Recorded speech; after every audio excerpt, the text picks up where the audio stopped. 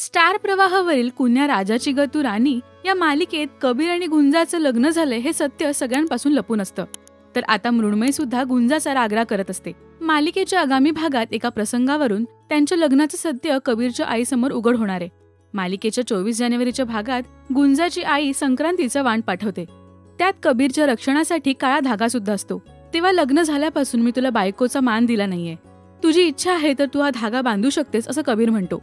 तर त्यांचं बोलणं आई दारातून ऐकते आणि तिला धक्का बसतो. कबीर आणि गुंजाला आई पाठीशी घालणार की त्यांचं हे सत्य ती घरच्यांसमोर आणणार हे पाहणं आता महत्वाचं ठरणार आहे. आईनं हे संक्रांतीचं वाण पाठवलं. नवऱ्याच्या रक्षणासाठी फक्त या नजर धाग्याची एक गाठ तेवढी बांधू द्या. आपलं लग्न झाल्यापासून तुझ्या इच्छा, आकांक्षा, भावना मी कधीच लक्षात घेतल्या नाही. बांध तो नजर धागा. तेव्हा पाहायला विसरू नका कुन्या राजाची गतू राणी 24 जानेवारी संध्याकाळी 7 वाजता फक्त स्टार प्रवाहावर. मराठी टेलिव्हिजन विश्वातील बातम्या, अपडेट्स आणि गॉसिपसाठी सबस्क्राईब करा राजश्री मराठी शोबज.